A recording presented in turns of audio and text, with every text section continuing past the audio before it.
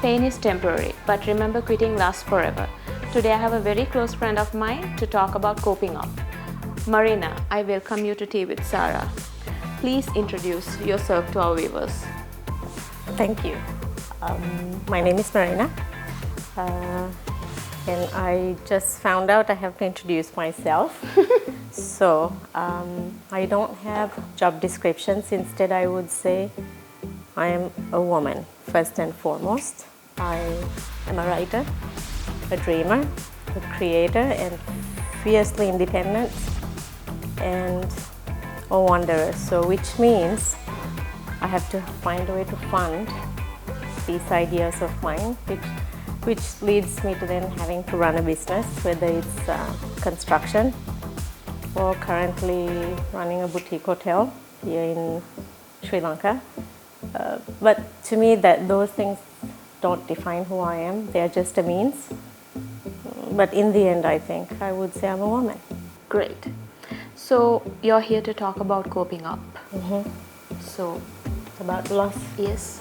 First, let me say that I am not a qualified, therapist or a psychologist or anything like that. I will speak about loss from the perspective of living, from the perspective of being maybe a writer, and also just the perspective of being a woman.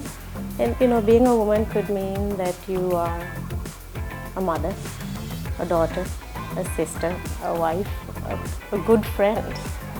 So every time we think about loss, we often think loss means death.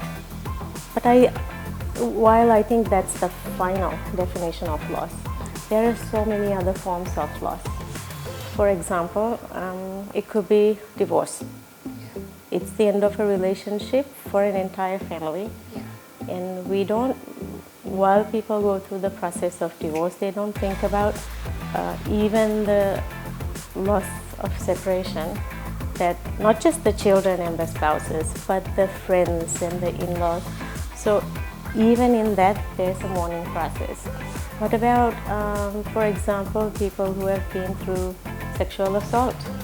It's a complete loss of your sense of safety, your sense of being, your sense of relating to either a circumstance, to a person, because most sexual assaults don't happen by strangers, they happen by people we know. So you have to redefine how you will identify with that person.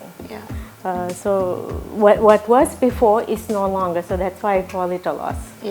Another type of loss could be loss of job.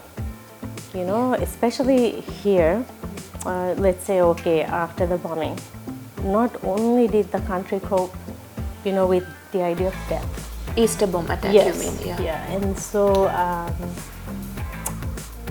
families obviously immediately dealt, with the idea of loss. Clergy dealt with the idea of loss.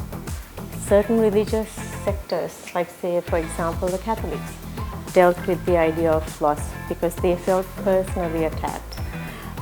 But then a country, that relied on tourism and, mostly a very retail-based economy, went through incredible loss. People were talking about losing their cars, losing their jobs. It could be the guy who is to deliver the fish. He no longer has a job, so, that's also loss, but in a very everyday kind of way. I think of loss even in a very different way, or let's say someone who's been through breast cancer. So let's assume that they have a double mastectomy, so they no longer have breasts. But for most of us women, that's a huge part of our entire physical sense of beauty, usefulness as women, our genetic makeup, because we nurture our babies through our breasts. So it's a huge loss for a woman, and we don't talk about those things in terms of loss. But loss, after chemotherapy, losing hair. It's identity, and it could be a loss of a pet. Yeah. There are so many people who are so attached. So loss, obviously death is the most hardest because there's such a permanent nature to it. Yeah. But on the other hand, there are so many other things that people, deal with. I mean, from a breakup to physical, changes to the permanence of death. When you talk about breakup, say either it's a breakup or a divorce, death, okay? So the main question that most of us have is, will I ever forget his or her smile, the way of walking, talking, all that? How can someone cope up with that? First of all, I think there's the actual physiological nature of loss. Often what happens to people, whether it's a tsunami or whether it's a bomb blast or whether it's a very traumatic assault, our brain naturally tends to want to shut down. So you'll hear about people who have memory loss. You'll hear about kids who don't talk. Yeah. You'll hear about someone who completely withdraw. They won't even come out of their own room. Then there are others who refuse to mention it ever again. So Not talk about it. yes. Yeah. So I think these are some natural ways that our brain helps us function because Do you think not talking about it actually helps? long term, no. Yeah. Because I think we all cope and deal with situations based on when we are ready to, right? So you were asking about people saying things like, will I remember their face? Will I remember the way someone smells? Or, the way they sounded? Yeah. I have a 21-year-old son, and it's odd. These last few weeks I've been looking at his pictures, because of Halloween and things. I still remember what he smelled like. I still remember what he sounded like. I remember the little phrases that he used. So I think, and now obviously my son is very much alive, but I think our connections with each other, that will always outlive. So I don't know, it's very rare that you'll forget a face or a smell, a sound, the way that person felt when they held your hand. It could be a baby, what it felt like to hold the baby. So I think if there's any comfort in all of this is to know that it's our memory of that relationship, the person, the situation that we'll remember. I mean, okay, look at the pleasant side of this. Let's say someone's lost their mom, right? But they're never going to forget, like, the favorite meal, right? They'll remember the taste. I talk about my grandma, and she was an amazing cook. I might be eating something and I'll say, gosh, doesn't this taste like? So I think that's the beauty of memory, is that it nurtures us, and once you kind of cross over to the other side where you are able to talk about it, able to deal with it, Yeah. it's the memories, the faces, the smells, the touch. I guess the final phase of anything emotional, whether positive or negative, is that we get to the place of acceptance. And I think it is in that moment that we've accepted this has happened. Is when we learn to, I would like to use the word enjoy the memories. Because before then, they are traumatic, they are painful, but once you turn the corner, you go, okay, gosh, like my grandma. I remember the taste or what Christmas was like, or, so, but you get the point, yes? Yeah. Okay. Like, keep them in your heart as your constants. Then Of you have course. happy memories. Exactly. Yeah. You And celebrate them. Yeah, exactly. Some people, while trying to forget, that person, the common obvious question is, they ask others who are around them, am I going crazy? What's happening to me? Do I need therapy? Do I have to see a psychiatrist? When I think of loss, it's when you're going through a loss, I feel as if you're in a vacuum. Let's assume I lost my best friend in a tragic car accident. I have a direct understanding and a connection to the friend, the memory, the story, and the loss. So just assume that we are both in this tunnel together now, right? So I am inside, insulated in that painful memory, while everyone outside, they see it, but they are not feeling and experiencing the loss the way I would. So of course then I would definitely, I think, feel disconnected and think, why is this grief so sharp? Why is it so painful? There's 1,000 things that I think our brains go through just from a neurological point of view, just coping, trying to make us survive, because I think as humans, that's our primary function. The brain allows us to survive, right? I'll give you an example. Let's say you have a massive cut on your leg. You're in a car crash. I keep using car crashes too much. Why is that? But I don't know. Probably because Sri Lankan driving makes me feel anxious. Oh. And I always think that I might experience a really tragic crash here. But anyway, I don't. I have already. Yeah. So, but let's assume, okay, your leg gets cut. Yeah. You don't immediately bleed. Your brain goes into survival mode, doesn't bleed for a good couple of minutes, and then we all start to scream in panic once you start to see the blood gushing, right? But the first part is your brain trying to go, okay, survive, right? The second part is the natural happening of the injury. And I think of loss in the same way. In that first few days or the first few moments, you are in a tunnel with you and that other person. It's your loss, you're in a capsule.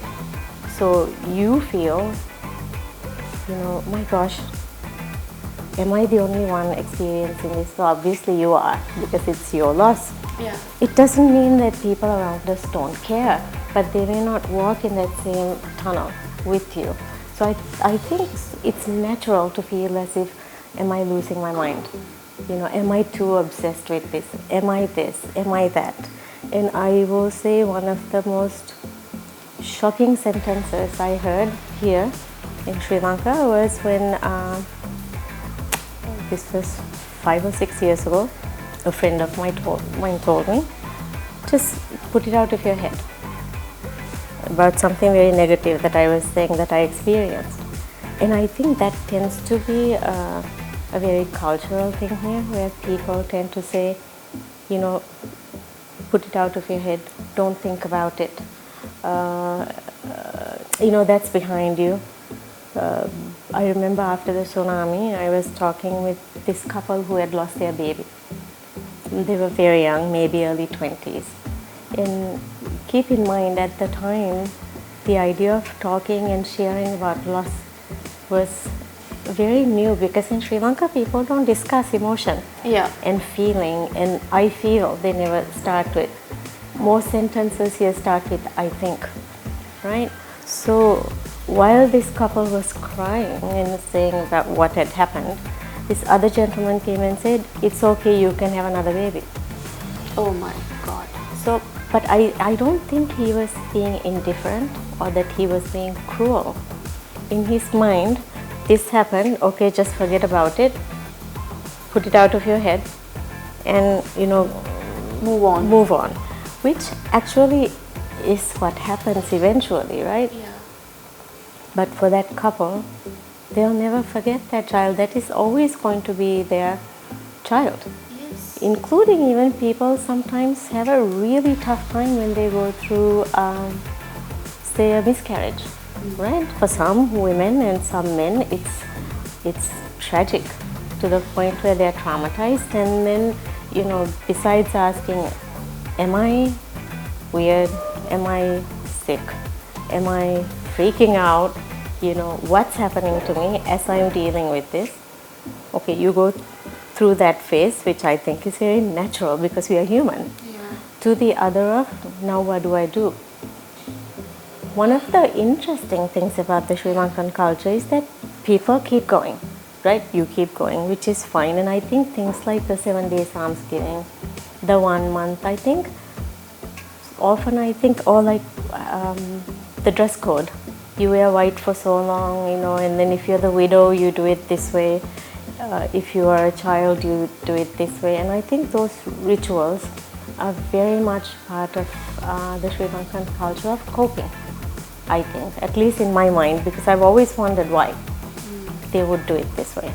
And while it is true that we naturally are capable of coping, it isn't easy, and some people need more than others, which then leads to, is it okay to get counseling? Of course it is. It is okay to get even psychiatric care, because some people can suffer from anxiety. They could suffer from an inability to sleep. Of course, because this keeps playing in their head. Yeah. And besides dealing with the loss itself, let's go back to the most recent tragedy, which was the Easter bombing. There are people who have to now also cope with how do they provide. Maybe it's the provider that died. Yes. So on top of being sad and upset and not knowing how to let go of this person, you also now have to figure out how you're going to take care of your children, how you're going to put food on the table. So while you're thinking about all of these things, I often think the idea of self-care and taking care of ourselves is the last thing that is discussed, especially for women, because we are in do mode constantly. And in Sri Lanka, there's definitely the cultural expectation. The woman does this and the man does this. So then it's not surprising that the idea of therapy and counseling is the very last thing. But I think it should be one of the first things. Whether it's clergy, whether it's good friends, and I think it should be part of the components. For example, in some countries, let's say it's Catholic or Baptist or evangelical or whatever, many of the pastors or priests also have a counseling background or some kind of a certification, because it should be the first place you should be able to go to if you practice a religion. But even if you don't, or you do practice but you're not comfortable discussing it, I feel like whether it's your best friend or your doctor or the doctor referring you to a therapist should be part of it, if people want it. Grief, how long will it last? Grief is probably one of the most powerful emotions, I think at the same level as love. So think of how hard it is for people to let go of the feeling of love. Similarly, then think of how tough it would be if they're both the same on the same scale, to also embrace grief, because you kind of don't have a choice. You embrace it. So how long does it last? I think it would last as long as you're capable of coping. Obviously for some people it could be a week, depending on the loss. For some people it could be a lifetime. And the truth is, for some, they'll never get over it. So I think that's a very tough question about how long. But I would say directly it relates to how you cope in general things in life. Why did this happen to me? Why now? Often I think of it as the most profound question and the most stupidest question. The reason I say that is, on a very basic level, do we know why the sun shines? Yes, we know the science behind it, right? But do we know how to respond? Do you know why you love someone? No. But what if instead we accepted that things happen, right? Obviously there are some things you should avoid. Drinking and driving. Then, that's a profoundly stupid thing to do, right? Yeah. But on the other hand, the idea of why, I think, should be reserved for the curiosities that make us improve life after the tragedy, because there's no way to explain death. There's no way to explain breast cancer. There's no way to explain why divorces happen. I mean, yes, we know the reasons, right? There's no way to explain, say, a betrayal that might destroy 1,000 relationships. But what we do know is what we do after that. So that's how I would look at the why does this happen. Will I ever be the same again? My answer is God, I hope not. Because I think who I am today, I should not be tomorrow. It does not mean that at a base level we shouldn't have the same values. You know, our capacity to be kind, to have compassion, to be helpful, to encourage each other. That should remain in spite of. But I also hope that because of tragedy, because of grief, because of loss, that it makes us stronger.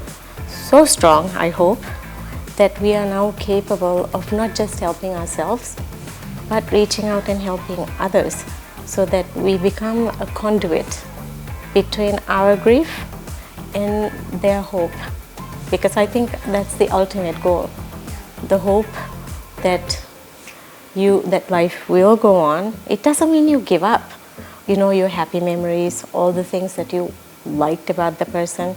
It doesn't mean that you deny the suffering, because suffering is inevitable when you're dealing with loss. Yeah. But it's the hope that in spite of everything, that you have made it to the other side and that you are now stronger, thriving. Although we never like to think that we could thrive, you know, when we go through difficult times. But I hope in the end. Some do. Yes, because for me at least, you know, I don't like having to go through difficult situations. I deal with it with, I'm angry, I am determined, I am furious, I am like a dog. I will not let go until I have figured out, okay, you know, the circumstances. What I can change, I say, okay, this is what I can do to change it, whether it's getting rid of people or changing my behavior. But there are things that I cannot change. That's why I said why can be either, you know, a profound question or a stupid question. Yeah. But then you get to the other side. And that's why I said I hope I'm not the same person. You know, and often I think if you track people who go through horrific situations, I have a feeling that a majority of them, if you track them a year from now, 5 years from now, 10 years from now, would have become stronger, wiser, and maybe even gentler. When they lose someone, when they go through a breakup, after a divorce, they get addicted to alcohol, drugs, and when you try to advise them, like, don't do this, it's not good for your health, then their excuse, the obvious excuse would be, come on, I'm grieving. Yeah. It's okay. Is that really okay? I would find, instead of someone saying, come on, I'm grieving, right? I would like to see that person saying, come on, I'm coping, right? Because alcohol, food, not eating food, drugs, promiscuity, there's all sorts of ways that people try to create a barrier between the pain and between the reality, right? So alcohol, food, bad relationships, impulsive decisions, high risk, that's all, I think those are the barriers, right? And if people understand this is why I'm doing it, I think then the possibility of, you know, them saying, okay, here's the reason, I think that's the hope in the end. But you're right, that's the number one thing that happens to people. Yeah, most of the time. Yeah, because we don't want to feel. Yeah. Because we are told we are not to feel. Although I think, my gosh, from the day we are born, what's the first thing our moms and dads and our relatives tell us? You know, they talk about their love and their hugging and their kissing and their embracing. It's even with a puppy, right? We show so much emotion, and then when tragedy strikes, we are told, don't feel, cut it out. They ask, what should I do with their personal items? Like the person that they lost? Yes, especially I suppose in death. Yeah. I would. Death or divorce or separation Yeah. or anything. So, in divorce, since no happy couples get divorced, you take all the stuff you don't want and you just make a giant bonfire and you just burn it with all the memories. Okay, I'm being funny, but I mean, okay, that's one approach, right? Or, if you had an amicable divorce, then maybe you wrap it up and you box it and you go, here it is, and maybe you save one or two things for your kids for someday, like a time capsule. Yeah. That's one. Yeah. So it's in a divorce. In death, I think,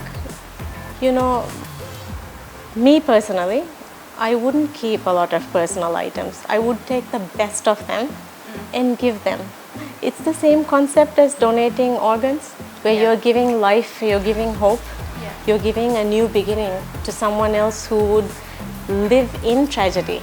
All right. Does time heal everything? Some people say give some time, to all the problems. Just give some time. Give it a break. Will the time heal everything? Oh, it's going to be better in 1 week. It's going to be better in 1 month. I don't think that that's really the way to look at it. I think the better way to look at it is, over time, will I learn how to cope? Because Christmas will come, New Year would come, the Sinhalese Tamil New Year would come, birthdays, right? That's just, I think you're back to repeating the cycle of life. And with the cycle, you remember people, you remember events. With time, I think time gives you distance from the pain, but it doesn't erase the person, it doesn't erase the memory, it doesn't erase what has happened, good or bad. Yeah. So I don't think time heals anything, except time helps us cope. When is the mourning over? Oh, that's an interesting question. I think the period of mourning is finished, whether it's illness, divorce, end of a friendship, or death. It's when you get to the point where you can say, I know what the purpose of this lesson is.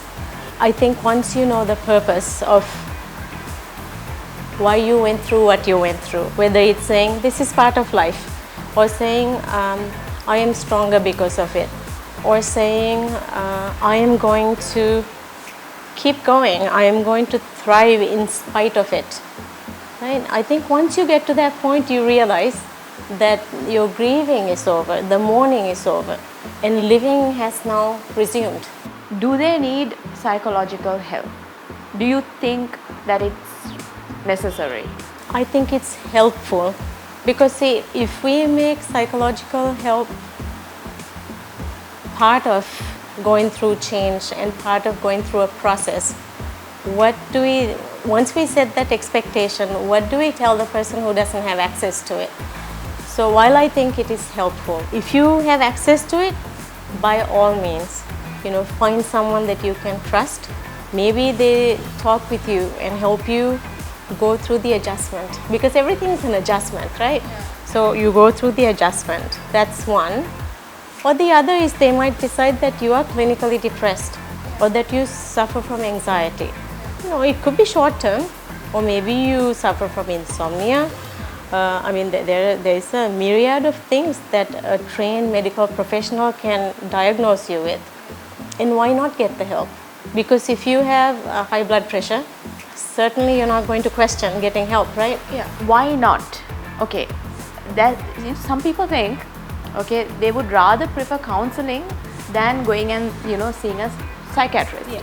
Because a psychiatrist would Prescribe. prescribe antidepressants, and they're scared of getting addicted to it. Would they rather be addicted to alcohol? Some people think it's Yeah. okay. I think Not everyone, but some do think it's okay. I think it's the social stigma. And if I were to encourage, again, families, friends, clergy, even government agencies, to work on erasing or at least reducing the stigma of mental health and the stigma of asking for help, the stigma